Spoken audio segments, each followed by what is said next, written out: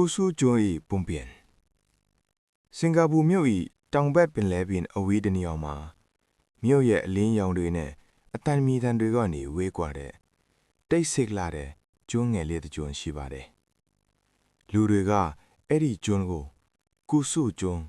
ကုစု Island လို့ခေါ်ကြပါတယ်။ကုစုဆိုတဲ့စကားလုံးဟာဟောက်ကိန်းဘာသာမှာ lake လို့အဓိပ္ပာယ်ရပါတယ်။ဒါပေမဲ့ဒီကျွန်းကိုဘာကြောင့် lake ကျွန်းကိုခေါ်ကြတာလဲ။ဒီမေးခွန်းရဲ့အဖြေကိုလူတွေမျိုးဆက်လိုက်ပြောပြလာတဲ့ပုံပြင်ဟောင်းတစ်ပုဒ်ကတိတ်တဆိတ်သိမ့်ဆဲစီထားပါတယ်။မုန်တိုင်းကြီးနဲ့လေကြီးတခါတုန်းကပင်လယ်ပြင်ကျယ်ထဲမှာတရုတ်လူမျိုးတဦးနဲ့မလေးလူမျိုးတဦးအတူတကွငါးဖမ်းနေကြပါတယ်။သူတို့နှစ်ယောက်ဟာလူမျိုးမတူပေမဲ့ပင်လယ်ကိုချစ်တဲ့စိတ်တူကြပါတယ်။မနေ့ပိုင်းလေပြင်းညင်းညင်းတိုက်နေပြီးနေရောင်ကရေပြင်ပေါ်မှာရွှေရောင်တောက်ပနေခဲ့ပါတယ်။လေးပေါ်မှာသူတို့ရေမော့ဖျောက်ဆိုးနေကြတဲ့အချိန်မှာမမျိုးလင့်ထားတဲ့အဖြစ်အပျက်တစ်ခုဖြစ်ပွားလာခဲ့ပါတယ်။ရုတ်တရက်မိုးတိမ်တွေအနက်ရောင်ထစ်လာပြီးလေကပြင်းထန်လာပါတယ်။မကြခင်မှာပဲမုန်တိုင်းကြီးတက်လာပါတယ်။လိုင်းလုံးကြီးတွေဟာတောင်လိုမြင်မာလာပြီးသူတို့ရဲ့လေကိုအပြင်းအထန်တိုက်ခတ်ခဲ့ပါတယ်။လေကလှုပ်ခါပြီးရေတွေဝင်လာပါတယ်။ကောင်းကင်ထဲမှာမိုးကြိုးတံတွေမနာမနေမြည်နေပါတယ်။သူတို့နှစ်ဦးလုံးအသက်အန္တရာယ်နီးကပ်လာတဲ့အချိန်မှာအံဖွဲလေကြီးပင်လယ်အော်အနက်ရှိုင်းဆုံးနေရာတွေကအလွန်ကြီးမားတဲ့လေကြီးတစ်ကောင်တဖြည်းဖြည်းထွက်ပေါ်လာခဲ့ပါတယ်။လေကြီးရဲ့ကြောကွမ်းပေါ်မှာပင်လယ်ရေဆိုးဆွေးနေပြီးမျက်လုံးတွေက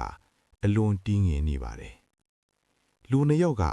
ကြောက်ရွံ့မှုနဲ့အံ့ဩမှုတွေရောနှိုးပြီးအတန်မထွက်နိုင်အောင်လေကြီးကိုကြည့်နေကြပါတယ်။ဒါပေမဲ့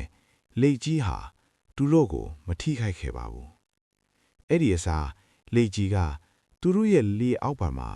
တိတ်တဆိတ်ကူးခတ်လာပြီးမုန်တိုင်းလိုင်းတွေကြားထဲကနေတဖြည်းဖြည်းလမ်းပြခဲ့တင်ပေးခဲ့ပါတယ်။မုန်တိုင်းကပြင်းထန်နေတော့လဲလေကြီးကတော့မလုံမရှားတည်ငြိမ်စွာကူးခတ်နေခဲ့ပါတယ်။ကျွန်းပေါ်သို့ရောက်ရှိခြင်းခဏအကြာမှာ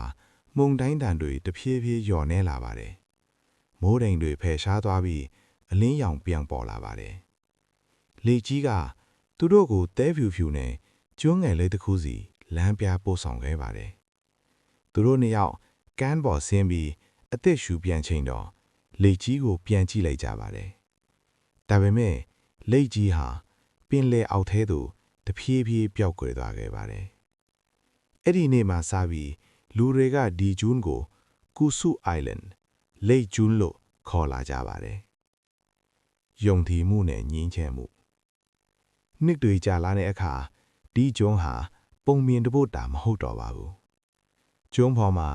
တရုတ်ဘုရားကျောင်းတစ်ခုနဲ့မွတ်စလင်သင်္ချိုင်းတော်များတည်ရှိလာခဲ့ပါတယ်။နှစ်စဉ်လပိုင်း9 ရက်ရောက်တိုင်းယုံကြည်မှုများလာရောက်ပြီးတိတ်ဆိတ်စွာဆူတောင်းကြပါတယ်။လူမျိုးမတူဘာသာမတူဒါပေမဲ့တနေရာမှာငြိမ်းချမ်းစွာအတူတကွရှိနိုင်ကြပါတယ်။ယနေ့ခေတ်တော့ကုစုကျွန်းဟာခရီးသွားများအထွတ်အေးချမ်းတဲ့အပန်းဖြေရာနေရာဖြစ်လာပါတယ်။တဲဖြူဖြူကမ်းခြေရေပြပြကလေးလင်းမှုလေပြေငင်းငင်း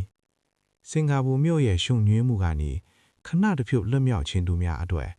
ဒီကျွန်းလေးဟာစိတ်အေးချမ်းစေတဲ့နေရာတစ်ခုဖြစ်နေစေပါပဲ။မုန်တိုင်းထဲမှာလူနှစ်ယောက်ကိုကယ်တင်ခဲ့တဲ့လေကြီးရဲ့စေတနာယနေ့ဒါရင်လူမျိုးမတူဘာသာမတူပေမဲ့ငြိမ်းချမ်းစွာအတူတကွရှိနိုင်ကြောင်းကိုသတိပေးနေစေဖြစ်ပါတယ်